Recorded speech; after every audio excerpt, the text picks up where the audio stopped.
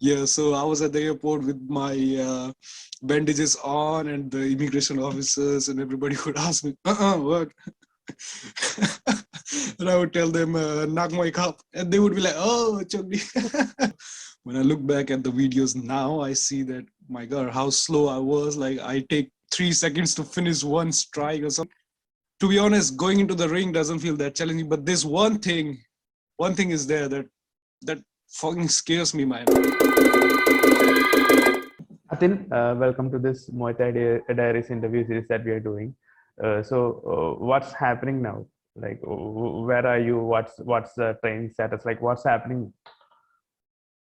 Okay, first of all, thank you for having me here. It's good to be here. And I've been following your work for quite some time now. And I just want to take this opportunity to congratulate you first. You're doing a great job there. You've been promoting the sport and the fighters in India. Through you, I have also come to know a lot of fighters who I didn't know before. So yeah, keep it up with a good job, man. Thanks a lot. And yes, currently I am in Thailand, in Phuket. And yeah, the situation, as everybody know, the COVID and stuff, everything is slower. But yeah, trying to keep the best out of the situation. Still training whenever I can, because most of the time the gyms are closed. And yeah, trying to get some fights in whenever I can, now and then. So yeah, that's going Awesome. like that. Awesome. So you've been competing a lot. Like you've been competing in Thailand. So before we go into those stories, when did you start training in Muay Thai, or like how did you discover the sport altogether? Okay, well, as I can remember, the furthest memory, when I was in school, I think around 8 years or 10 year old when I was, there was some Kung Fu karate teacher, they came about in the school and they said, we're going to give classes. And of course, yeah, I joined. So the fundamentals were there since then. And I think I chose this to be my career. I was about 15 years of the age, and I was a big fan of pro wrestling. I know it may sound funny, but yeah, that's how it began. And one day I was just sitting in front of the television, and I was talking to my grandma, and I said, Grandma, I want to do it too. The thing about that, I see those fighters, they come out week after week, putting up a great performance, a great show, and coming out with their unique music, climbing up the rings and cheering for the crowd, and the crowd responding back, going nuts, and all that feeling. I was like, yeah, man, I want that for my life too. I want people to cheer for me. I want to put up a good show, and yeah, that's how the thing began. That's how I chose I'm gonna do it. After I finished my education, as I was in my school, I also joined some gym, and as things were going forward, I found a guy in our hometown in Kordwa, and he was an MMA trainer. I didn't know at the time what was the MMA, what was the pro wrestling, anything in, and I know nothing A to Z, anything about the sport. So yeah, they say that MMA is the way to go. If you want to be a pro wrestler, too, you have to start somewhere. MMA is a good thing to start, and I started with him. And then yeah, slowly I get to know that okay, pro wrestling is not the thing. It's not the real sport. It's the MMA and fighting and stuff. Yeah. Well, the journey began in my hometown.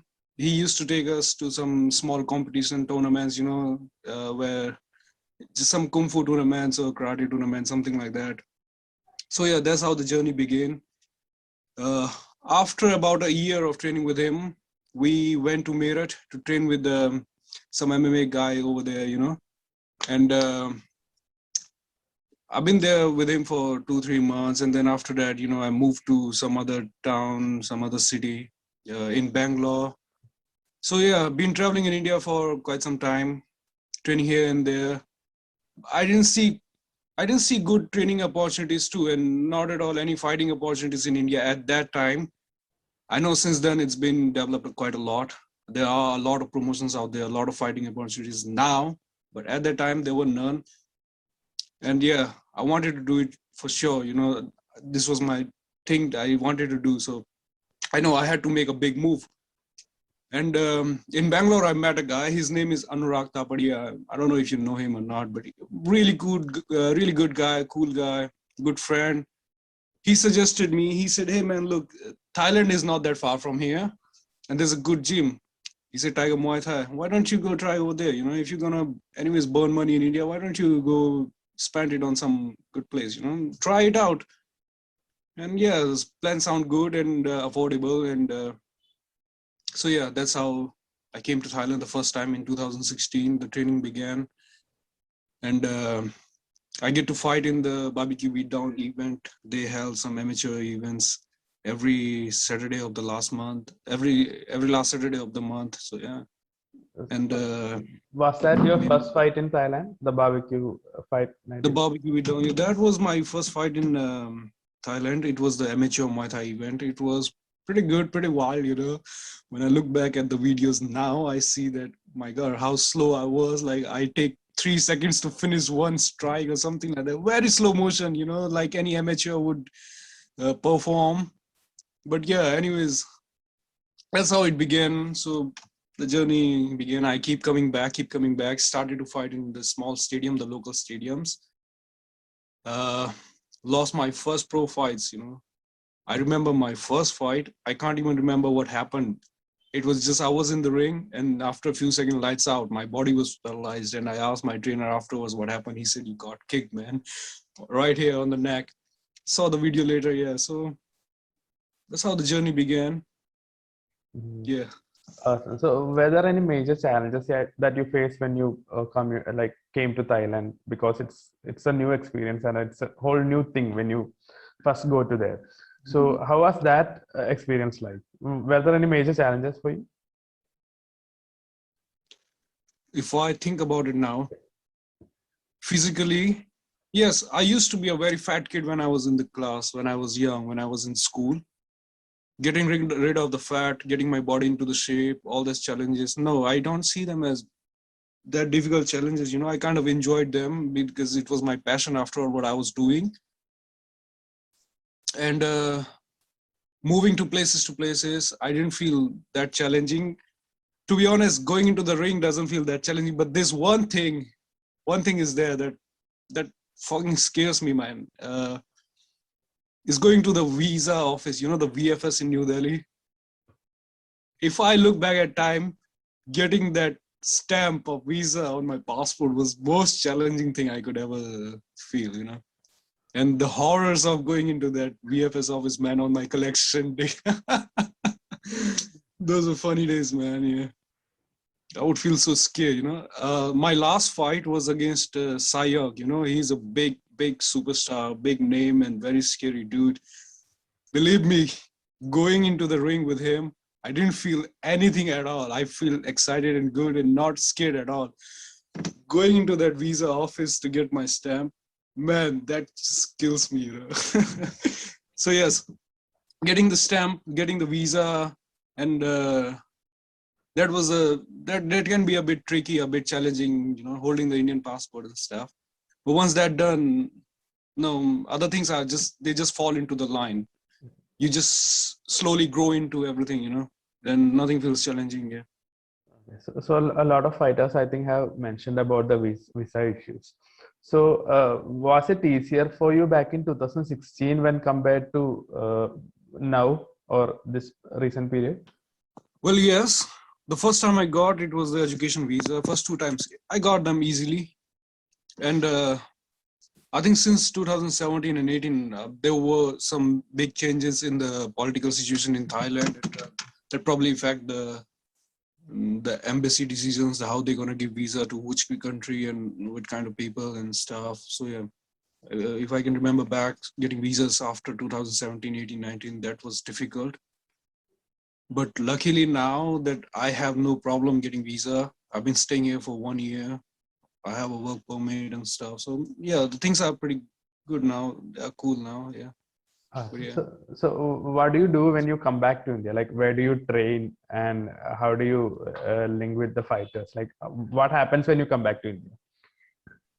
So usually when I come back to India, it's only for 2 months or maximum 3 months. And I am from Uttarakhand state, Dugadda, very, very small town. And it's kind of far from the rest of the fighters. I know Ashish Shetty, he lives in New Delhi, not that far anyways, but Anil Mehta, bro. He lives in Himachal Pradesh. But yeah, when I go back to India, I usually just stay in my hometown. I like to spend time with my family. You know, I don't get to spend much time with them, and I just joined some gym in my local town. I try to stay fit there, go to run every day, go lift some weights, spend time with my family, my friends, and yes, because 2 months is a short time. It flies by so fast. Yes, so I just stay with them, and then I come back here, So where are you start my currently gym. training in Thailand, and do you have any fights lined up for the near future? Well, there were plenty of fights, my friend. I can tell you that they got cancelled one after another, and right now the things are getting back to normal slowly, and Phuket is opening up again. The gyms are open for now, and I can see that some promotions they are starting to organize the fight events. So yeah, I think probably you're gonna hear some announcement soon. Don't be worried about that, my friend. You're the first one to know. Uh, Always. uh, so you mentioned about stepping into the ring with a legendary name, and also was that one of your most memorable moments from your fighting career, or are there any other moments that you would like to share? Oh yes, there are plenty of moments after all. You know, it's been a pretty good journey so far.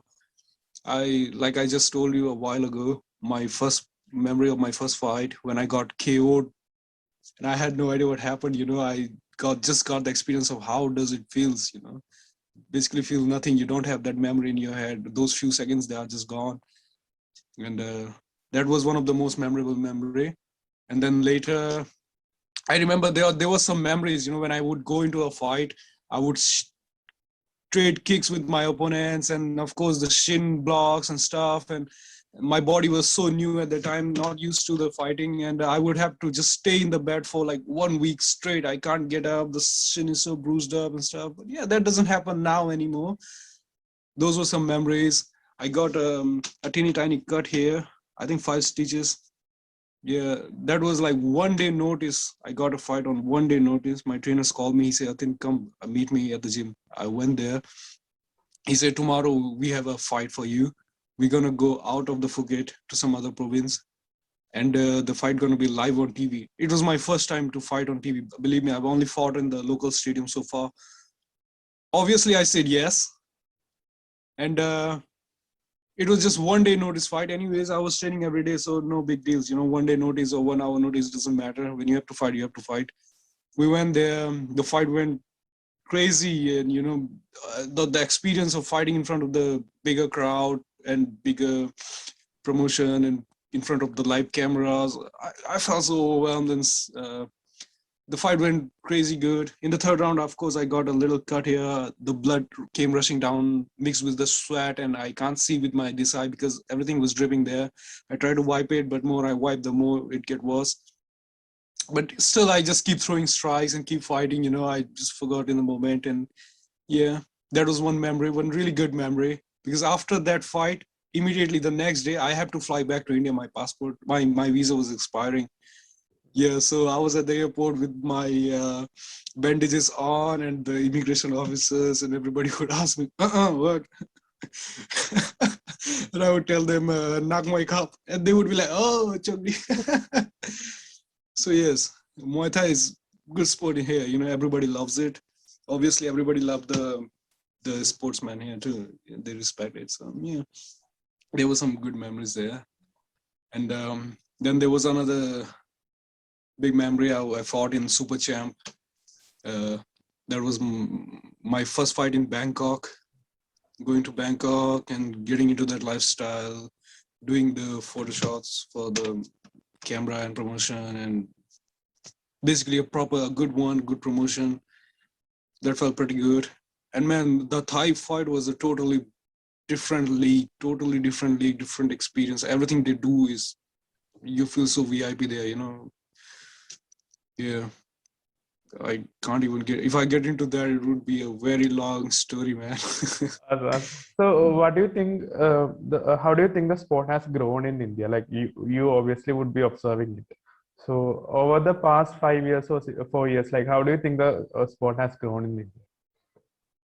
Well, yes, at the time when I started in India, I would say there were kind of monopoly in India. Only a few organizations here and there, they control everything. And Also, the trainers in India that were available at that time, they were inexperienced. I can say it boldly now because I understand things more better now compared to that time. They were inexperienced, and the training was not that good. There were not many promotions over there, like I said before. Compared to that, now I see that a lot of guys who have trained outside of the country, who have learned a few things, they came back to India. Now they are teaching other peoples. So there's a change in that field. Also, I've noticed that there are a lot of promotions now. They are arranging the organizing the events, fight events, amateur and professional as well. So yeah, there's some change in that field also. So overall, what I can see is the fight sport, even Muay Thai and mostly MMA, is growing in India. Yes, Awesome. and of course, like I said, that your channel in Instagram and stuff, I know a lot of fight updates about the fighters, about the events through your channel too. So good job so far, man. Thank you. So if someone comes to you and asks for advice regarding going to Thailand or training in Muay Thai, what advice would you Yes. give to them? Well, my advice to them would be, before coming to Thailand, you better have some training in before coming to Thailand. It would save you some money, some time, and do some research on your own. Find out about which gym suits you the best, your budget and your time, and however the things you are dealing with. And do some good research first. Yeah, and there are some places in Chiang Mai people like to go sometime to Bangkok, sometime to Phuket, but just basically do your own research, find out which gym suits you best, and come here in your most healthy shape that you can. Every single day that you live here, it costs more than what you would in India. So come here with your healthy best shape, try to make the most out of the every day you get here, and yeah, just slowly develop into the things and see how it gets you there, because the experience is the big thing. What I experience could be different for another person, but the basic fundamental rule would be that do your own research and make your own good decision, man. Yeah. So now before we close, so what does the future look like for you? What's the roadmap that you have for yourself in the coming years? Oh, man, there are a lot of plans right now. I'm working on the fighting career and something else as well. But right now, we are talking about fighting career. So I would say in future, I plan to do some BJJ training that I've continued already. I've been doing some BJJ training. Soon I want to do my MMA debut. And Muay Thai is not going to be a long-term deal for me. I'm gonna do some more fights. I'm gonna try to get some more fights in Super Champ, Thai fight, some big promotion like that, build up my profile. And yeah, later I plan to shift into kickboxing. It's obviously more exposure, more money over there. And as I'm doing that, because it's similar to Muay Thai, I can do that right now.